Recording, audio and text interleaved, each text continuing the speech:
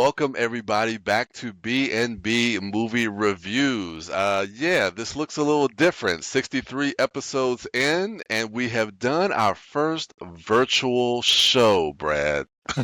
Yeah, sometimes you don't have access to a studio, so you got to make your own. Yeah, but we got to get the content out there. We can't sit on these movies because there's movies we've seen. We got to talk about them, man. And we've seen a bunch of really good ones. I want to make sure that we highlight and celebrate some of these surprises and also warn people from checking out a few others. You got to protect those dollars. Yeah. Let's see where we're going to fall on this first one. So, the first movie that we're going to review on this episode is Bong Joon-ho returns with Mickey 17. So, we're going to go ahead and just read the synopsis here. Mickey 17, known as an expendable, goes on a dangerous journey to colonize an ice planet. So, Brad. Yes. Bong Joon-ho. This is a movie that we have anxiously have been waiting for since 2019 Parasite. Yeah. When Bong Joon-ho kind of damn near swept the Oscars that year. And we're 6 years later, Yeah. and Bong Joon-ho has returned with his latest installment to his filmography. What are your thoughts, man? I know you were pretty excited about this one coming into we've it. actually talked about this movie 2 other times on the B&B show in 2 separate most anticipated of the year episodes. The first time we talked about it, it was my number 1 most anticipated film.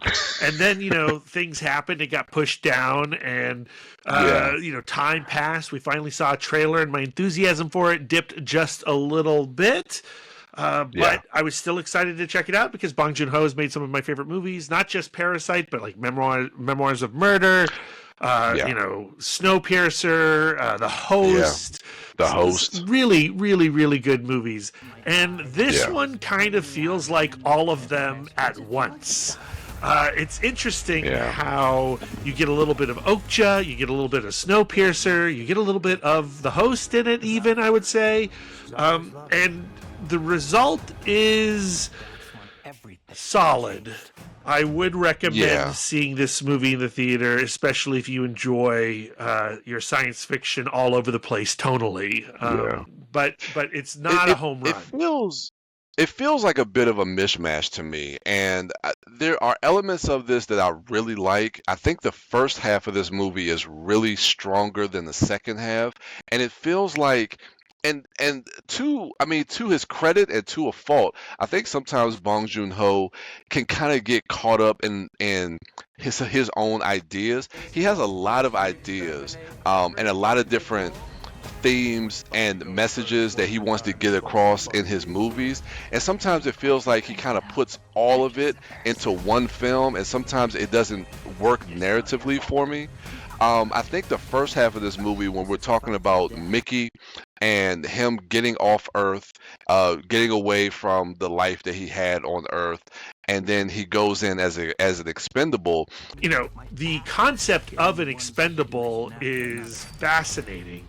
This idea of signing away your life so that a corporation can, run through your lives, use you, test you out, throw you into the worst places, the most violent places, the most toxic places, just so that they can gain a little bit more of a foothold on the universe. That's interesting to me. And then as we see in the trailer, what happens when we think Mickey 17 dies and we create a Mickey 18, but actually Mickey 17 is still around. And that is the most compelling element of the movie for me. And then we sort of just leave it. We introduce it, and then we got to deal with this colonialization storyline that we want to exploit. Yeah, and that to me, and unfortunately, even in the first half of the movie, there were some elements of the movie that kind of made me kind of check out a little early. And I feel bad. I feel bad about saying that because I try to be engaged in the story, and for whatever reason, this movie just really. And I think tonally, it just. And this was something I feared going into the film, where and we've talked about this before about Bong Joon-ho and some of his American-made movies. Movies like Snowpiercer, specifically Okja. I know going into this movie, I felt like this had Okja vibes, and I'm not the biggest fan of that movie.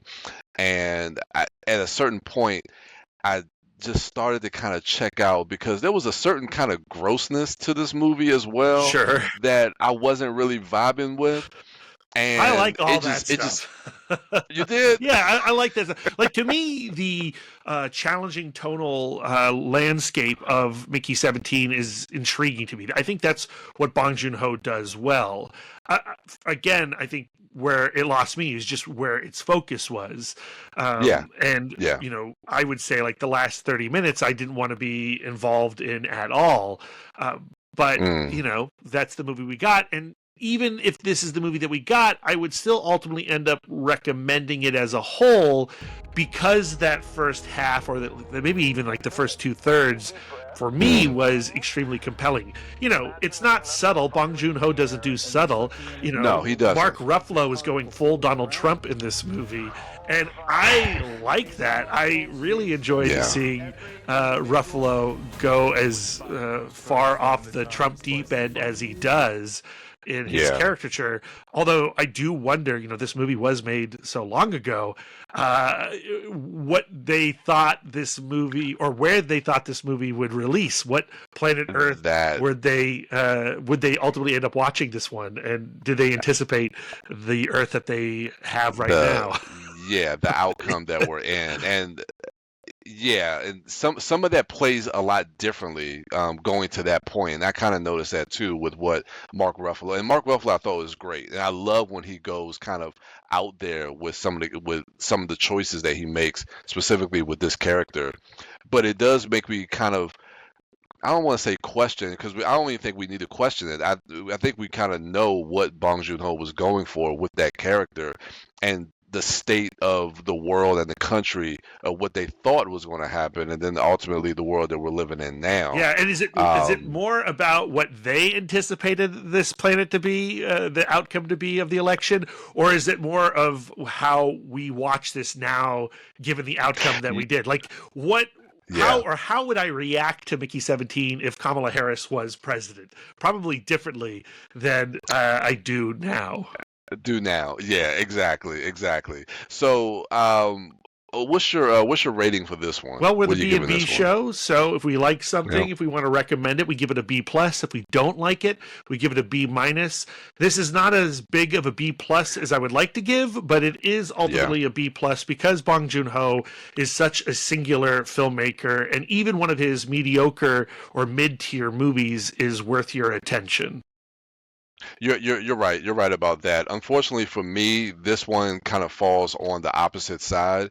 I do think there is a distinct difference between his American-made movies and his Korean-made films, and for me, I just kind of gravitate more to what he does. And I don't know if it's just like something that gets lost in translation. Um, but for whatever reason, like this one just didn't hit the way that I wanted to. And my fears kind of came true with what I thought that this movie was going to end up being. Now, with that being said, I am willing to give this another chance because I know I didn't give it a fair shot the first time around, and I do want to give it another shot. So when it does hit like max, I definitely do want to see it again You because felt it is so a guilty well. coming out of this movie.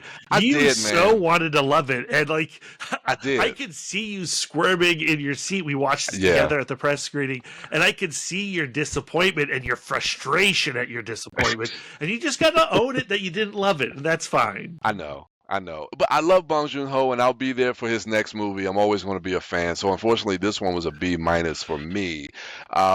Yeah, so let's go on to our next film that we're going to talk about, which is Novocaine. Let me go ahead and pull up the synopsis. Novocaine, when the girl of his dream is kidnapped, a man incapable of feeling physical pain turns his rare condition into an unexpected advantage in the fight to rescue her. Um, Yeah, that's an interesting synopsis for this movie. Because we talked about this before. Now, I will say this, and before we get into the review, we had a really good time at the screening for this movie. We did. Surprisingly, Yeah. because honestly, even with the trailer and knowing about, and this is a real condition that is rare, but it is a real condition. And going into this movie, I was like, how is this going to play out? The trailers really didn't excite me that much. But going into it, it kind of surprised me. And I think a lot of it really was the setup. I think the first 20 minutes, because going into a movie like this, you would think that this is just going to be so, like, it's going to move at such a clip that you're really not going to be able to kind of focus in and engage with the characters. But the movie takes its time in that first act, in the first 20 minutes, to really establish the romance between Amber Midthunder and Jack Quaid. Jack Quaid. Yeah, I think the beginning is fantastic. Yeah, the movie does take a long time before any gunshots are fired, and I Yeah. was deeply invested in the romance, like you were saying. And then when the bank robbery does happen, and Jack Quaid makes the decision to go after the girl, even though he's the type of person who won't even eat solid foods because he's afraid that he's going to chew his tongue off. Yeah. It is silly. It is fun. It is based on a real condition, and I'm sure that it bears no actual resemblance to that real condition. This is No. a movie. It Yeah. transforms this invisible illness into something that is almost like a superpower, and I don't know if I totally love the messaging of that. Although, again, Jack Quaid is so good in this role, and he plays his anxiety Yeah. extremely well, and his revulsion to the violence. He's just an incredibly watchable person. Yeah, he plays the everyman very well, and I like the career that Jack Quaid is carving out for himself. He plays like these really kind of affable, kind of likable characters, and he's able to subvert that in ways as well. I mean, he was also in the movie earlier this year called Companion. So I like how he can take um, that that kind of archetype that he's created for himself and use it to really endear himself to the audience, and also kind of use that to flip it as well. And I like what he's doing in this movie in particular. Yeah, and the action is solid. I think the car chase from the bank robbery leading into the kitchen fight is extremely Yeah. fun, extremely Kitchen gnarly. fight. Uh, and they bring so much pain to his hand early on, and then the movie just seems to direct all violence towards his hand, and I think that was Yeah. very clever. And Yeah. in investing us in his decay, because again, he's not feeling any pain, but we're feeling it Yeah. for him, and Yeah. that kind of pain empathy is really enjoyable, Yeah. if not also extremely squirmy. It Again, is. I think the last third of this movie kind of falls apart, and I when we whittle down the villains to the last couple, the action is not as good as the as the Yeah. action in the midway point, and then just the final Yeah. boss villain is like not engaging for me. Not at all. And there's just too much. I don't want to say it's mustache twirling, but I mean it's just the way that main Yeah. villain is written. Yeah, I It's like just mustache I don't know. twirling. I don't even know if it's necessarily how it's written. Yeah. It's also how it's performed. I think Yeah. Okay. both, Okay. like both the performance and the character, just feel off from everything else. Okay. Yeah. I agree with that. I agree with that.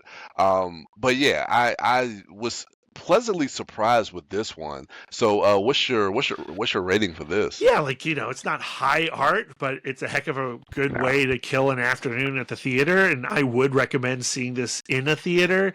If you can find yeah, a crowd to watch it with, this is a good crowd movie. We talk a lot about one of our favorite film festivals, Fantastic Fest, which is a genre film festival.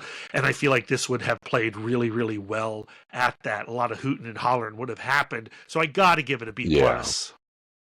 Yeah, I'm with you on that one. I think this is a B plus. I mean, I love the leads. I think Amber Midthunder. People don't talk about her enough. I mean, of course, she was in Prey from a few years back, and I think her and Jack Quaid have great chemistry. I do like the way that they kind of use his condition to kind of make us, even though he doesn't feel the pain, to go into your point, it really makes us feel it throughout the course of the movie. Protect And those you're right, we're like, fingernails. yeah, oh God, we're squirming in our seats because we know what that pain feels like, and I think that kind of works back and forth with how he's reacting to that. So yeah, this was a lot of fun, surprising because I wasn't expecting much. So yeah, this is a B plus for me. Yeah, so let's go on another movie that came out the same weekend as Novocaine. And this one, I'll just give you a heads up. I really enjoyed. This is Black Bag. So Black Bag, let's see, when an intelligence agent, Catherine Woodhouse, is suspected of betraying the nation, her husband, also a legendary agent, faces the ultimate test of whether to be loyal to his marriage or his country. Yeah. Um, yeah, Brad, Black Bag. I enjoyed the hell out of this movie, man. 90 minutes. This movie is in and out, but so Yeah. perfectly structured. The screenplay is precious. Yes. Awesome Yes. dialogue, but again, like the way that the plot is executed and the twists and turns. And, Yeah. this is an incredibly violent movie, except it's not bloody.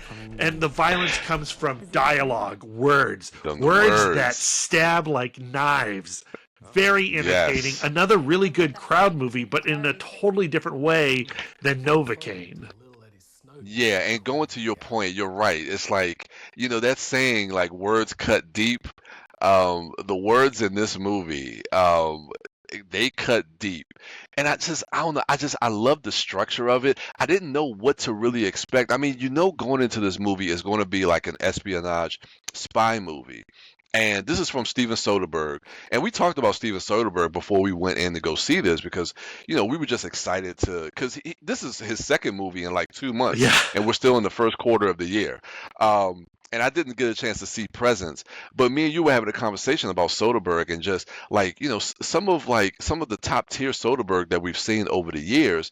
And I didn't know I didn't know what to expect going in and coming out of this movie. I think once I sit with this movie for a while, I'll put this movie probably up there with some of the best Soderbergh that I've seen. But yeah, I loved the verbal sparring between all of these people. I love the setup that we really get into the story right at the beginning. I thought that this was going to be more of, we get into the marriage of Michael Fassbender and Kate Blanchett, and then he realizes that, oh, maybe she might be betraying her country.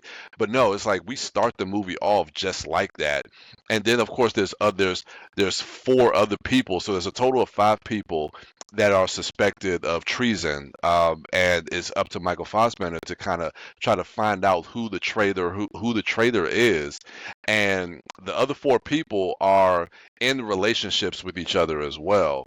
And the thing I like about this, the themes and the commentary about marriage, and this really plays like a workplace drama to me. Yeah, Like no, this is a absolutely. spy. Yeah, this is like a spy movie, but it's a workplace drama. Yeah. And that's what I love about it. And I don't think a lot of people will know that going into Yeah, it. and I really dug that. as somebody who is happily married, I tend to get frustrated with how marriage is portrayed in films. And without Okay. spoiling anything in Black Bag, the movie doesn't fall into the cliches of steered, Mm. forced conflict. And I found the ending to be a surprise, and a surprise in a way that was also a surprise. There's like surprises within surprises in this film. Yeah. And there's a lot of Yeah. really great mirroring happening. We've got this awesome dinner sequence at the start of the film, and then we get this exceptional dinner sequence to climax the movie. Yeah. And when the movie offered its final shot, the crowd we saw it with clapped, and Yeah. they were, Yeah. it was like we were watching Rocky or something, but not at all Rocky. No, not at all. And that's the thing that surprises me about this movie. I'm just surprised about how much I actually enjoyed the experience of watching this. Like th these are the type of movies that we talk about a lot that we don't get anymore. You know, the mid-budget kind of mature adult movies that it seems like Hollywood has kind of forgotten that demographic. Well, not even just And Hollywood, but like I think the well, audience has yeah, forgotten, right? Like, that's true. Novocaine and Yeah. Black Bag came out the same weekend and both made less than $10 million. There's a reason Yeah. why they're not making these movies anymore, and it's a Yeah. shame.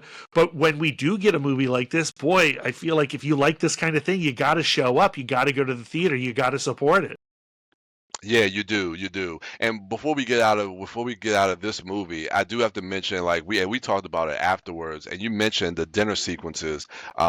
There's one in the beginning and also one at the end, but then there's a lie detector Oh, sequence. There's a lot of great like little vignettes. It reminds me a little bit like how we always kind of talk about action sequences, and we talk about how an action sequence in the movie is just like how that could be visceral with whether it's from the direction, the acting, the performances of it. And this kind of reminded me of like what Tarantino does with like his dialogue scenes, where those kind of play like action sequences. Like the way Soderbergh directs and edits these sequences, I mean, they feel like they're memorable. Even well, though they're just kind of they're memorable scenes that I think that I don't know. This just well, works that so lie well. detector scene is the action climax, even though no Yeah, bullets are fired or knives yeah, drawn. it's great. It's great. What's your rating for this A one? huge B plus. If it's not my Yeah, favorite film of the year, it's my number two of the year so far. yeah, And I yeah. guarantee you it's going to be on my top 10 when we discuss it at the end of this year. I hope so, man. I know it's early in the year, I but mean, I if hope it's so not because on my top 10, then we are going to it's been a good watch year. some amazing movies in our future.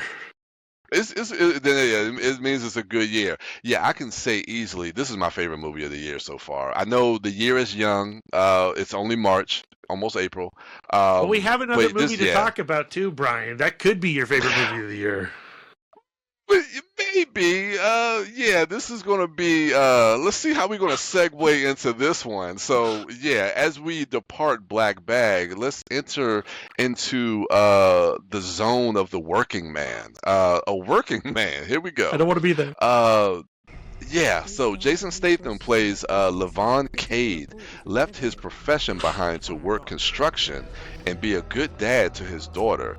But when a local girl vanishes, he's asked to return to the skills that made him a mythic figure in the shadowy world of counterterrorism. Oh man, Brian. That sounds a lot like the Beekeeper. Like, here's the thing. I love a Jason Statham movie. I love Me too. an A budget Jason Statham movie. I love a B budget, a C budget, a Z budget Jason Statham movie. Yeah, And The Beekeeper, same director, same actor, yeah. that was a movie that, didn't reinvent the wheel, No. but was a great watch on a plane when I saw it. I was trapped 30,000 feet in the air, and that was playing before me, and I had a great time with it. And so all I really Yeah, wanted out of a working man was more of the same in terms of The Beekeeper. And we didn't yeah. get it. I think this is one of Jason Statham's worst movies. I think this is certainly one of David Ayer's worst movies. This was Yeah. painful to get through, Brian. This was a slog. It really was, and I was excited because of the Beekeeper. I really did. I enjoyed The Beekeeper. I think you probably liked it more than me, but I did enjoy that movie, and I thought David Ayer and Jason Statham made a good duo together. And so I was look when I saw the trailer for this, I was like, "Ooh, okay." Basically the same plot, just a new coat of paint on it, which I'm okay with. I'm fine with that. But we get into this movie, and yeah, it's just painful. And for a movie, and we talked.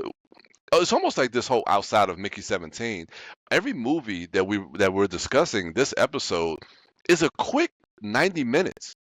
But this movie at 90 minutes felt like 2.5 hours. It felt like a This movie Netflix dragged. true crime docuseries. It just would never end. Never And it end. has some of the It would worst never end. editing I've seen recently. Oh my There is a God. car crash towards the end of this movie, and I don't know how that sequence happened. I remember there, like when the impact happened, and then we saw where the people Yes. ended up. We looked at each other Yeah. like, "What? 1 + 3 = 12?" Made no sense. No. I don't know how they got the passage of time, yeah, that was just weird. And then also the villains in this.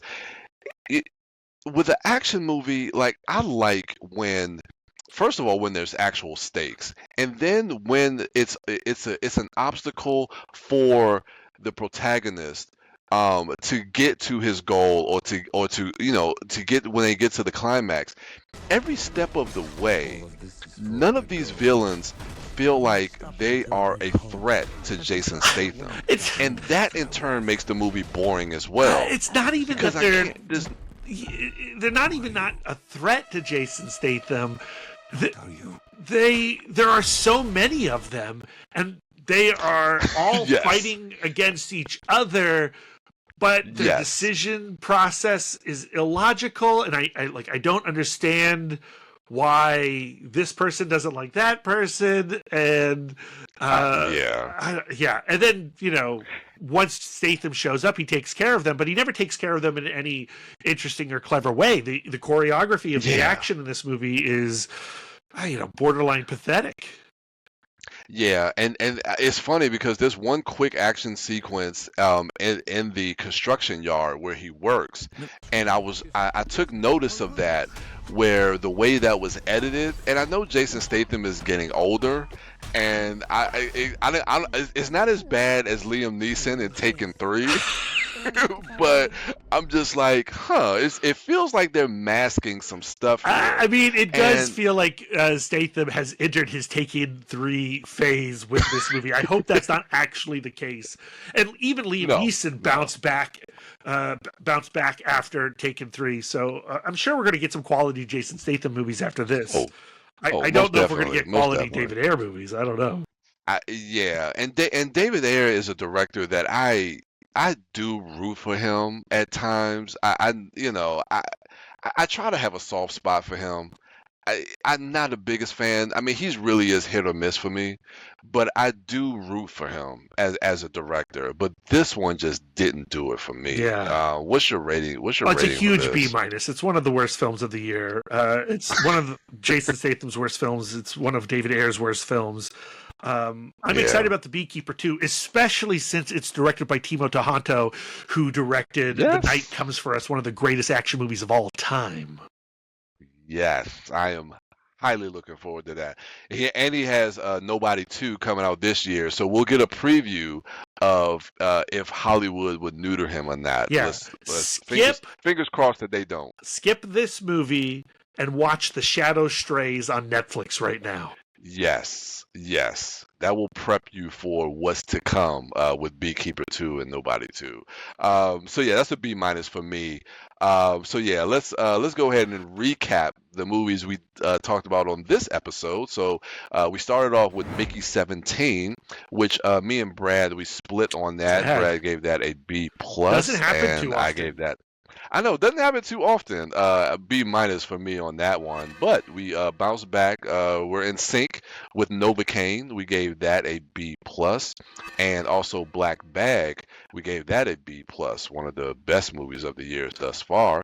And then a Working Man, we gave that one a B minus for both me and Brad, one of the worst movies of the year. So we started with the best movie of the year, and then we segued right into the worst movie of the year.